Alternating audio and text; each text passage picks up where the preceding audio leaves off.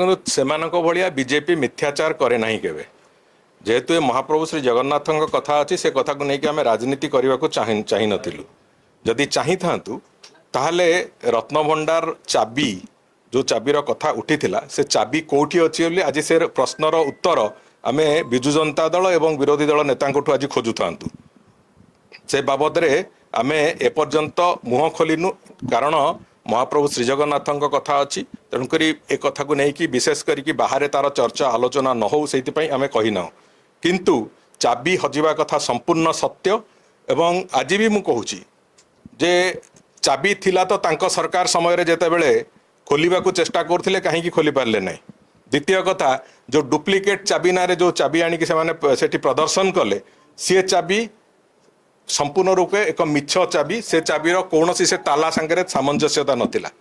तृतीय कथा हला जेहेतु कौन सी चाबी ट्रेजर रे मिलिला नहीं मजिस्ट्रेट को उपस्थिति रे आमे से ताला को काटिबा को बाध्य हेलु जो थे कि जितेबाला रत्नभंडार खोला हला आपण मान समस्त मन थी जे ताला को काटिबा को पड़ा तालार कौन चाबी नथिला चाबी मिलिला नहीं ट्रेजेरी रे नॉर्मल सिचुएशन होची जे सेठी थरे भीतर रत्नभंडार चाबी थरे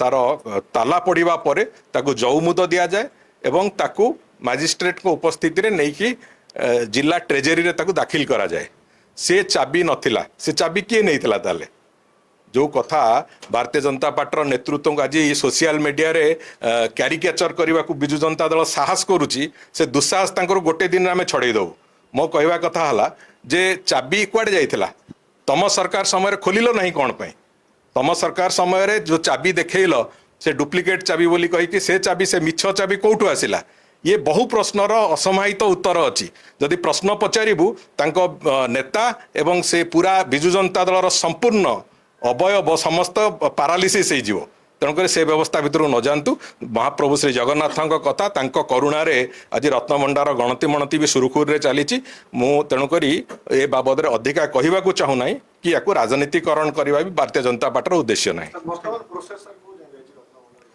चली प्रक्रिया चली भीतर रत्नभंडार गणति मणति चली एवं जो 1978 जो तालिका सांगे तार तालमेल जो करिवार अच्छी से कथा भी प्रक्रिया चली तेणुक आम आशा करुचु आम महाप्रभु स्नान यात्रा पूर्व प्राय एक कथा को सारू ये गोटे उद्भट वक्तव्य ओडिशावासी सबू देखुचंती चका आखि भी सबू देखुची ओडिशार भावावेग सहित से खेलिले ओडिया अस्मिता सहित खेलिले गोटे अपप्रचार कले स्वयं भारत वर्षर गृहमंत्री अमित शाह एवं प्रधानमंत्री नरेंद्र मोदी केवल निर्वाचन जीतवा लोक भ्रमित करने केड़े डाहा मिछ से कहीकि गले आज तांकरी सरकार गणति मणति परे से जगह तांकरी हाथ में सत्य को सामना को आनिला जे स्पष्ट करदेले जे 1978 मसीहार जो अलंकार थिला रत्न अलंकार ताहा सुरक्षित अछि ताहे बेले रत्न अलंकार चाबी हजिगला चाबी के नहीं तमिलनाडु पड़े गला ये जो उद्भट चिंताधारा निजे प्रधानमंत्री नरेंद्र मोदी कहते अमित शाह कहते भारतीय जनता पार्टी अंधभक्त माने कहते आज या कौन से उत्तर रखिए जदि सुना एवं रूपा एवं रत्नर अलंकार ठीक अच्छी ताले जन तक चाबी की नहीं कि कोटी भात डालमा कर खाइब नहीं रत्न चोरी कर रत्न तो ठीक अच्छी ताले एक कथा से कहीं उठाउथिले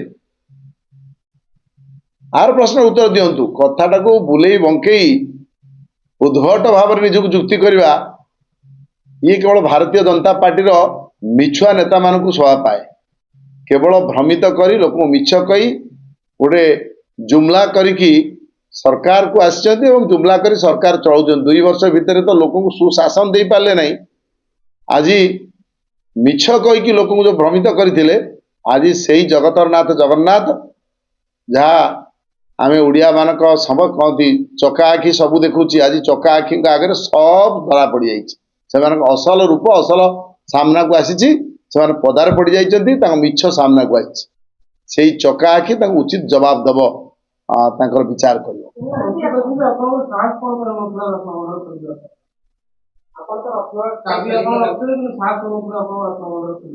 ଏଠି ସାହସର କଥା ପଡିନାହିଁ। ଜଗନ୍ନାଥଙ୍କର କାମ କିଛି ନୀତି ନୈତିକତା ପରମ୍ପରା ଆଧାରରେ ସମ୍ପନ୍ନ ହୁଏ। ଜଗନ୍ନାଥଙ୍କର କାମ ଯେତେବେଳେ କରାଯାଏ ତାଙ୍କ ଇଚ୍ଛା ନହେଲେ କିଛି ହବ ନାହିଁ। ଏବଂ ସେଠି ଜଗନ୍ନାଥଙ୍କର ଯୋଉ ମାଦଳା ପାଞ୍ଜି ଅନୁଯାୟୀ ଅନେକ କଥା କରିବାକୁ ପଡେ। ସେଠି କୋଉ ସରକାରର ସାହସ, ଜଗନ୍ନାଥଙ୍କ ପାଖରେ କେହି ସାହସ ଦେଖେଇ ବଡ଼ିମା ଦେଖେଇ ପାରିବେ ନାହିଁ। କେହି ସାହସୀ ନୁହଁ, କେହି ଦୁର୍ବଳ ନୁହଁ। ସବୁଠୁ ବଡ ସାହସୀ ଜଗନ୍ନାଥ, ସବୁଠୁ ବଡ ଶକ୍ତି ଜଗନ୍ନାଥ। ସାହସ କଣ ଦେଖେଇବୁ? ଜଗାଙ୍କ କାର୍ଯ୍ୟ ନବୀନ ପଟ୍ଟନାୟକ ନିରନ୍ତର ଭାବରେ ନିଷ୍ଠାର ସହିତ କରୁଥିଲେ। ଆଜି ସେ ଯୋଉ ଯୋଉ କଥା ଜଗନ୍ନାଥଙ୍କ କଥା କହିଥିଲେ, ଆମେ ଚାରି ଦୁଆର ଖୋଲିବୁ, ଆଜି ଅବସ୍ଥା କଣ?